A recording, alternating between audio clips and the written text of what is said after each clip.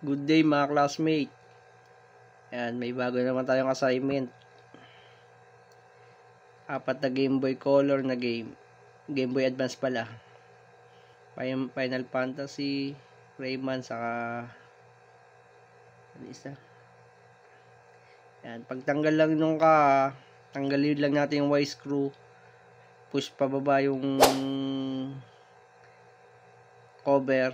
Basic lang ang kailangan nating tools. Eraser lang na ordinary, yung mga ginagamit ng mga estudyante. Saka Y tools.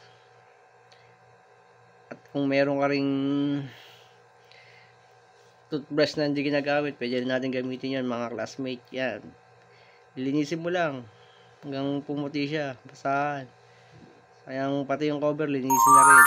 Pagbalik, simple lang, push down lang. Yan, kabit mo na yung screw. Ano lang, brush lang yung gamit natin sa isang eraser, saka yung screw na Y. Yan,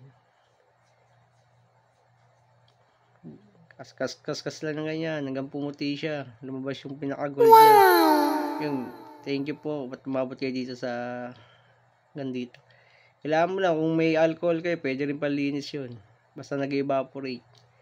Razor, harap, likod lang gamit. Yan, balik muli ng maayos. Rayman. So nice. Nice. Yan, razor.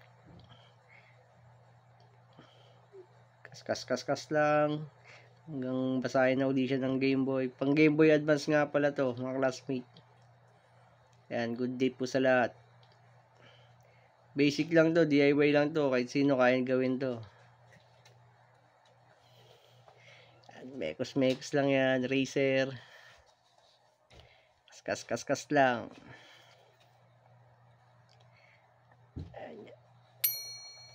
Sa back yan, balik uli yung case. Thank you for watching.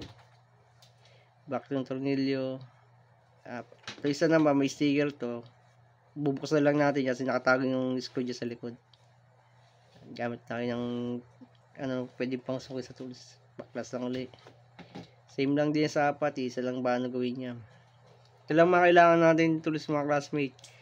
Brush, eraser, saka Y tools. Pa-subscribe naman po. Thank you.